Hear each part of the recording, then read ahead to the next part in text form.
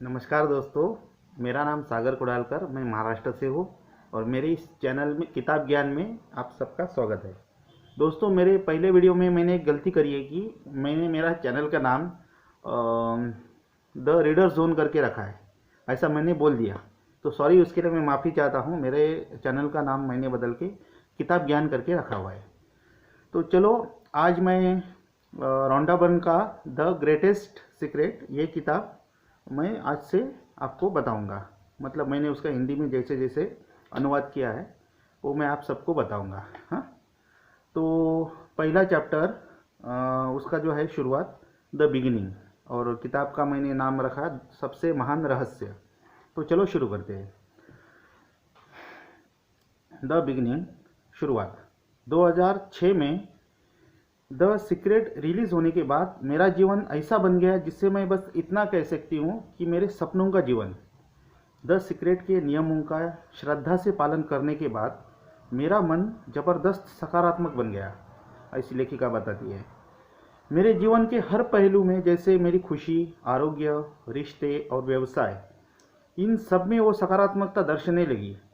मुझे जीवन में हर एक चीज़ के लिए सहज प्रेम और कृतज्ञता वाली अवस्था में पाया।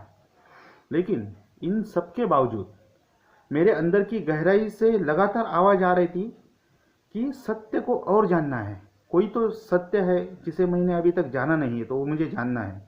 कोई चीज़ मुझे लगातार खोज करने के लिए प्रेरणा दे रही थी, जबकि किस चीज़ के लिए खोजना है वो तो मुझे तो पता नहीं था। उस समय मुझे पता नहीं था कि मैं 10 साल की खोज यात्रा अभी से शुरू कर रही हूँ करके। शुरुआत हुई यूरोप की प्राचीन परंपरा द रोज क्रॉस ऑर्डर की शिक्षाओं का अध्ययन करते हुए, और बहुत सालों तक मैंने उनकी गहन शिक्षा का अध्ययन किया। मैंने कुछ साल बुद्ध धर्म, क्रिश्चियन दार्शनिकों का बहुत सारा ज्ञान, धर्मशास्त्र, हिंदू धर्म, चीन का ताओ पंथ और सूफी पंथ, इन सब का मतलब इनका बहुत सारे अध्ययन करने में खर्च किया। मैंने प्राचीन परंपराएं हैं और उनके ऐतिहासिक शिक्षाओं का अध्ययन करने के बाद मेरी खोज वर्तमान की तरफ आ गई। और मैंने J Krishnamurti, Robert Adams, Lester Levenson और रमन महर्षि जैसे आधुनिक शिक्षकों का अध्ययन करना चालू किया, जिसमें कुछ तो अभी भी जिंदा है, ऐसा लेखिका बताती है। मेरे इस सफ़र में मैंने बहुत सारी चीज़ें सीखी जो कि आजकल की बहुत बड़ी जनसंख्या को मालूम नहीं है, जबकि वो चीज़ें मंत्रमुग्ध करने वाली थी। लेकिन उसमें किसी ने भी मुझे ये एहसास नहीं दिलाया कि मैंने सत्य खोज लिया है। ऐसा लेखिका बताती कि मैंने बहुत सारा ज्ञान पाया, सीखा, लेकिन किसी ने भी मुझे ये एहसास अंदर से नहीं दिलाया कि मैंने अभी तक सत्य को खोज लिया है। तो जैसे साल बीतते गए, मैंने सोच लिया कि शायद इस सत्य की खोज के लिए मेरी ज़िंदगी बीत जाएगी। मुझे ये समझ नहीं आया, लेकिन मैं सत्य को दुनिया में खोज रही थी। लेकिन मैं जितनी कल्पना कर सकती थी उससे भी ज़्यादा सत्य मेरे करीब था। मेरी खोज शुरू होने के 10 साल बाद जनवरी 2016 के पूर्व में मेरे जीवन में ऐसी समस्या का निर्माण हुआ जिससे मुझे गहरा खेद हुआ। तो लेखिका बताती है कि उन्हें अंदर से मतलब वो फीलिंग नहीं आ रहा था सत्य की खोज का, जो ये था उनका। मैं जो गहरी नकारात्मकता महसूस कर रही थी उससे मैं हैरान थी। मैं इतना बुरा कैसे महसूस कर सकती हूँ, जबकि मैं हमेशा अच्छा महसूस करती हूँ। लेकिन ये निराशा वाली अवस्था ही मेरे सत्य की खोज में एक महान उपहार बनने वाला था, ये तो मुझे पता ही नहीं था। इस निराशा को हटा के मैंने मेरा आईपैड पकड़ा और मैं कंसियस टीवी नाम का जो चैनल है उसमें सर डेविड बिंघम का इंटरव्यू देखने लगी। इंटरव्यू के समय डेविड कोई शिक्षक नहीं था, बल्कि वो एक आप और मेरे जैसा एक आम आदमी था, सामान्य व्यक्ति था। लेकिन एक फर्क था, 20 साल की खोज के बाद उसने उस सत्य को खोज निकाला था जिसे मैं तलाश रही थी दुनिया में। डेविड बिंघम सर ने खोज निकाला था।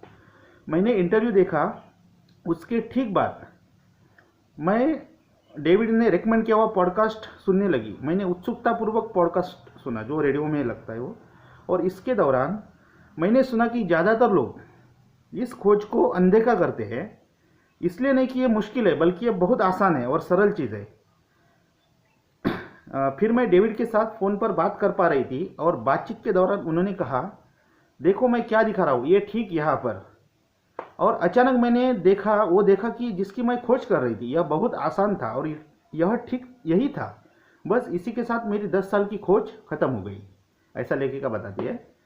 मैंने बिना किसी झिझक के साथ ये कह सकती हूँ कि जो आनंद और खुशी मैंने इस खोज के में पाई है वो मेरे सालों लंबी सफ़र के एक एक सेकंड के समान कीमती थी। अगर मैं पूरी ज़िंदगी भी लगाती इसमें तो इसकी कीमत उससे बहुत ज़्यादा थी। अंत में सिर्फ एक सरल खोज पूर्ण सत्य था जिसे मैं खोज रही थी, जिसे वास्तव में हर कोई देखना चाहता है, चाहे वह उसे समझे, मतलब उनके समझ में आए या नहीं आए। और जैसे मैंने सत्य को समझा उसे मैं हर जगह देख सकती थी, क्योंकि वो एकदम सिंपल था। मतलब हर जैसे देखने का एक ये रहता है, नज़रिया रहता है, वैसा ही था। लेखिका ने उस सत्य को खोज निकाला था जो हमेशा हर जगह पे मौजूद था लेकिन हम देख नहीं सकते थे, ऐसा था।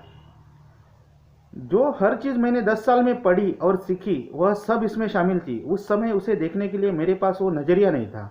एक परंपरा और दर्शन से अगले तक जिसे मैं सालों से ढूंढ रही थी वह हमेशा ठीक मेरे सामने ही था।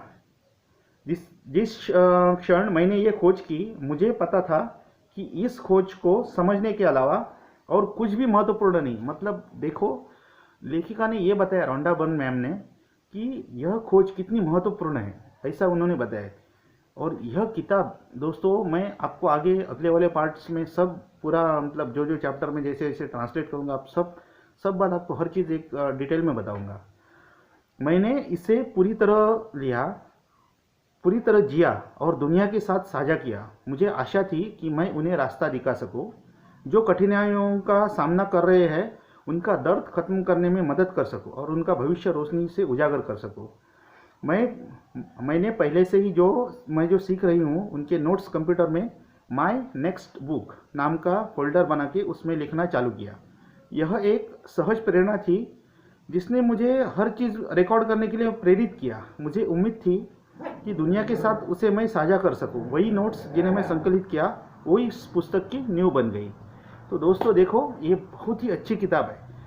मुझे देखो दोस्तों, मुझे तो पढ़ने का बहुत शौक़ है, मैंने बहुत सारी किताबें पढ़ी है, लेकिन ये जो किताब है लेखिका रोंडा बर्न की वो बहुत ही ज़बरदस्त कीमती है एकदम। इसमें ऐसा जो डिटेल बताया जैसा आपको बता सकूँ। देखो, मैंने स्पिरिचुअल बहुत मतलब ऐसा पढ़ा ही किया है, मतलब मैंने पढ़ा है, किताबें है जो पढ़ी है, तो उसमें बताया जाता है कि देखो अपने अंदर आत्मा है हर किसी के अंदर, और हमारे सबसे महान जो है हमारे परमात्मा है। वह ज्ञान जो संतों के द्वारा में दिया जाता है वह इन लेखिका ने अलग तरीके से बताया, जैसे आज के विज्ञान की भाषा में बताया है। तो ऐसी बात है। तो दोस्तों आने वाले सब चैप्टर्स में मतलब आने वाले एपिसोड्स में मैं आप सबको ये डिटेल में समझाऊंगा। हाँ, तो इसी के साथ हम ये आज का जो एपिसोड है, पहला स्टार्टिंग है, वो ख़त्म करते हैं और मिलेंगे अगले भाग में। और दोस्तों मेरे इस चैनल को लाइक करो, सब्सक्राइब करो और थम्स अप। चलो हम ख़त्म करते हैं। नमस्कार।